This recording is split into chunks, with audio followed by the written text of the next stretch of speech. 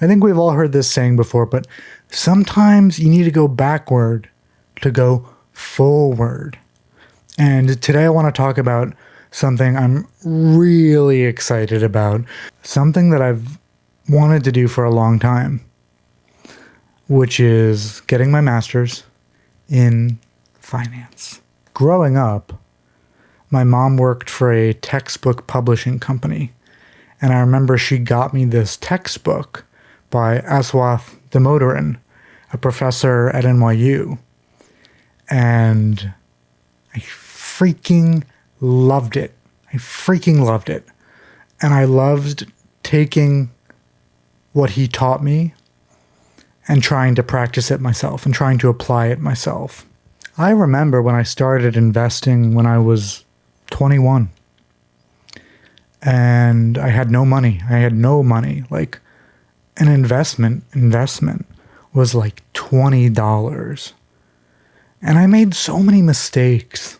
I made the same mistakes that any beginner investor would make. But when I read that book, and when I started to put those lessons into practice, I started to learn more about what does it mean to be a disciplined investor. And I feel like in a way I got like a really good pre-education before the master's degree of, in the long term, the stock market is a weighing machine. In the short term, it's a voting machine. Be greedy when others are fearful. Be fearful when others are greedy. You can't fake cash. Cash is cash. Anyway, I've thought about this for a while, and I guess what's challenging is I've worked in tech my whole career. I've done consulting at tech companies, and the work paid very well, and the work opened doors to some really smart people.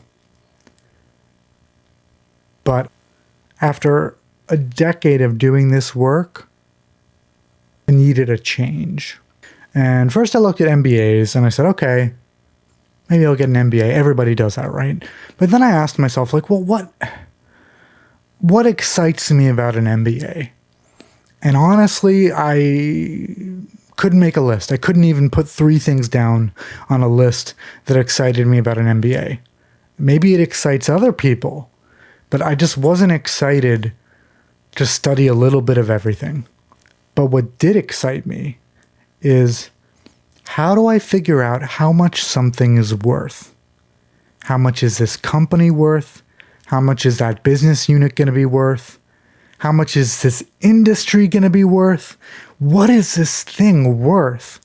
And there are so many ways to value something.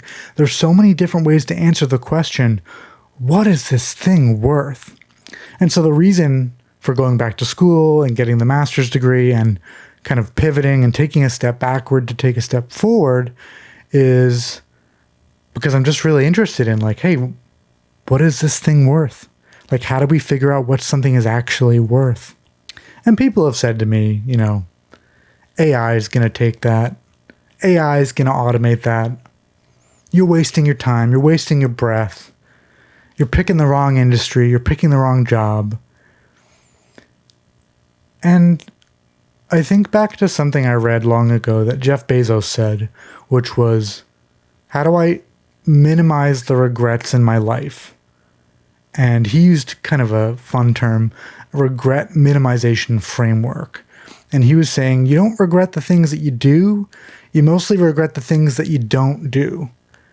And I thought about him getting in his car and leaving New York and driving to, they didn't know where they were going, and they said, Seattle, and saying, I'm going to start this company, Cadabra. The original name was Cadabra, but they changed it to Amazon because people thought they were saying cadaver on the phone. Anyway, he got in his car and they just went west. They went out to Seattle. And let's imagine a world in which it completely failed. Like, let's imagine a world in which Amazon doesn't exist and online e-commerce never took off. Like, we can't, right? Like, it's so prevalent. But let's just imagine. How would I feel if I was Jeff Bezos and a book business I'd spent years building failed, I would feel like I got to be part of this really exciting thing called the internet. I got to learn a lot about what it means to build for the future and to build for the internet. And hey, maybe it didn't work out how I wanted. Maybe our competitors had deeper pockets. But like, whoa, what a ride. Like, what an adventure. Another reason that I decided now is the right time to go back to school, now is the right time to go get a master's, is because of AI. A lot of people say, I don't want to go back to school because AI might automate that.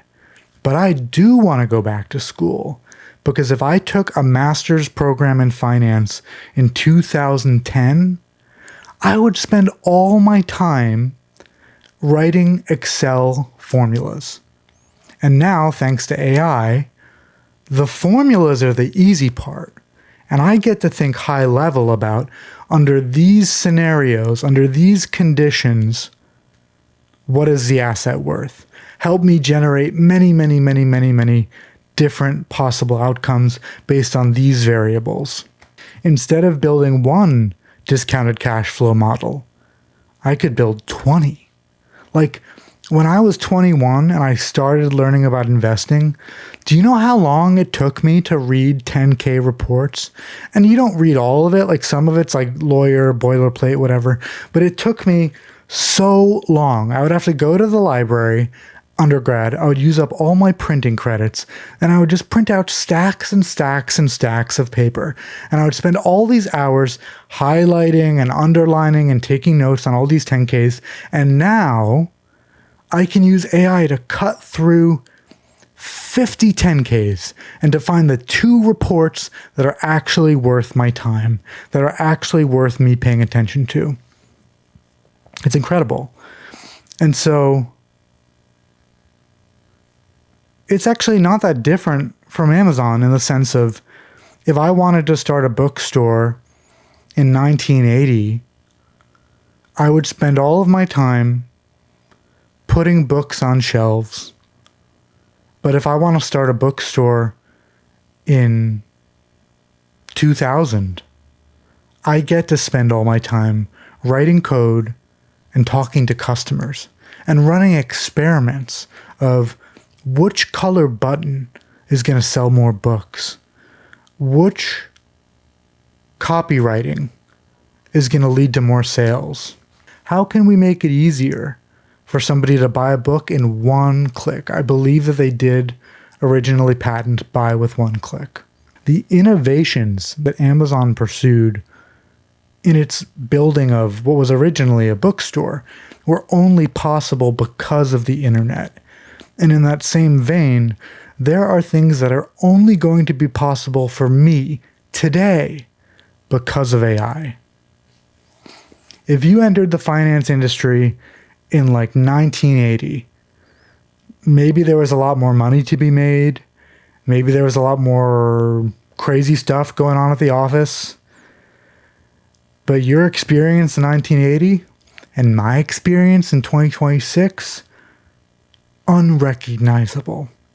Yes, we still have treasury bills and the risk-free rate. Yes, we still have a US government. We still have our own currency. Like, these key building blocks have not changed. But the tools we have are so powerful. There's so much we can do. I was talking to somebody about like, hey, how do you even know where to start with investing? And it's like, well, before I had a hunch or a thesis on an industry and then a company, and then I had to read all these reports. And now I can cut through so much data so quickly, and I can pinpoint the exact ETF or the exact company that's worth my time. And it's not lost on me that with AI, it's very possible that I will graduate from this program and I will not make any progress, and I will end up right back where I started. That is not lost on me, that I could graduate from the program and end up right back in software consulting. Fine. But when I'm 95 years old, my grandfather lived to 104, I'm not going to regret trying to pursue something that lights a fire inside of me. I would regret never even trying. I would regret never even trying.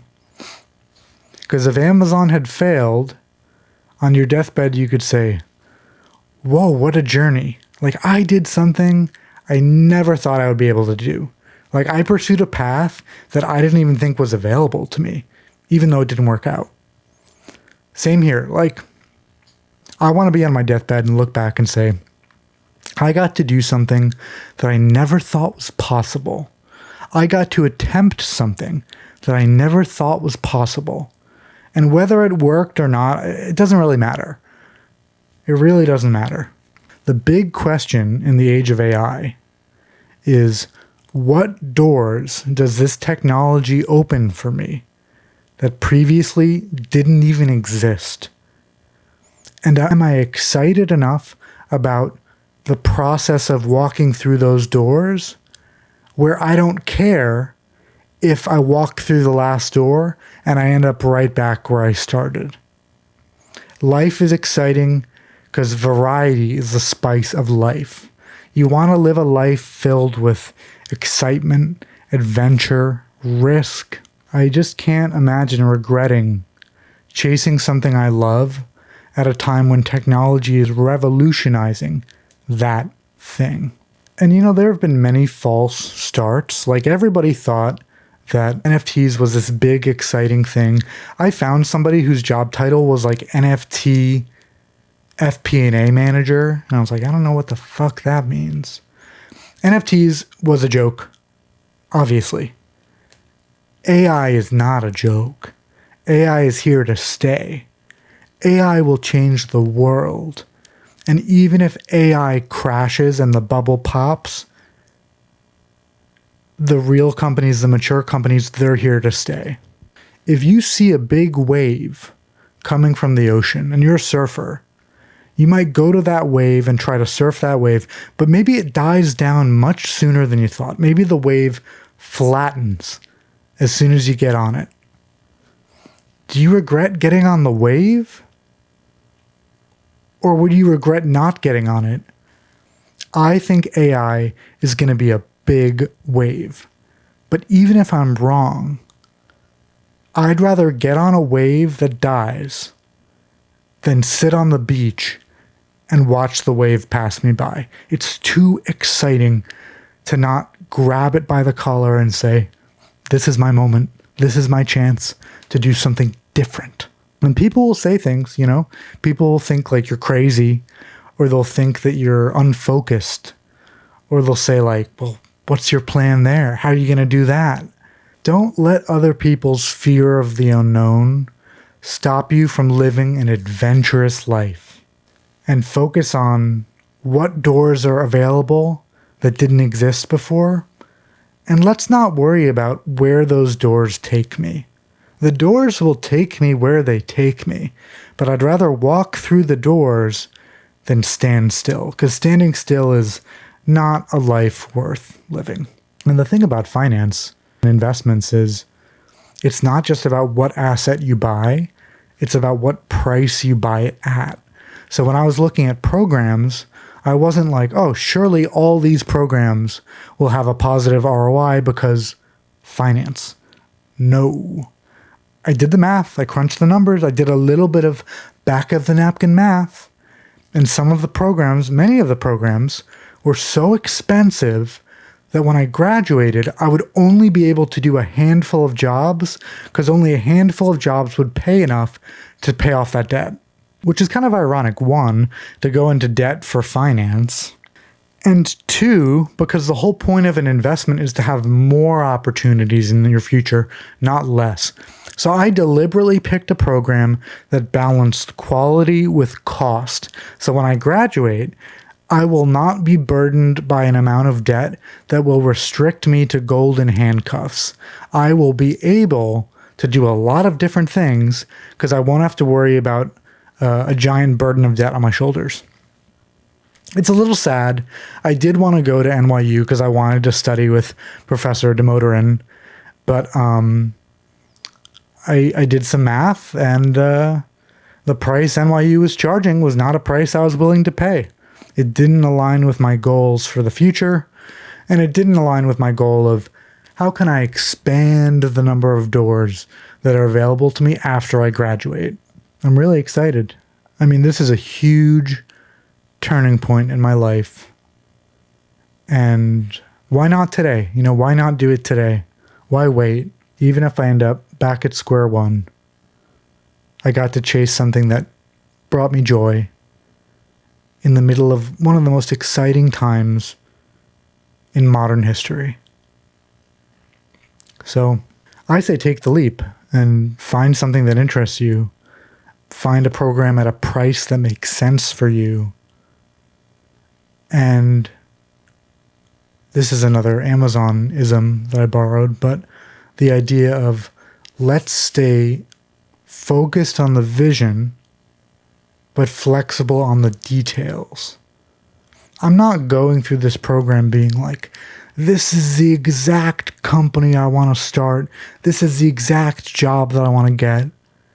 I have a sense of what I want to do, but in terms of which door I take to get there, we'll see. And the cool thing about life is that things can morph into things that you never could have imagined. Like when you start a bookstore and it becomes the everything store. Or when you start a dating website and then it has like 1 billion users on it. And it's not just about starting companies. It could be that you find a job after you graduate and you're like, I didn't know this job existed. Maybe it's not the most lucrative job in the world, but I freaking love it. I freaking love this job. So sometimes you got to let life surprise you. And when you see a wave, say, I'm going to have the courage to ride that wave instead of just sitting on the beach. Because I don't want to spend my life just sitting on the beach.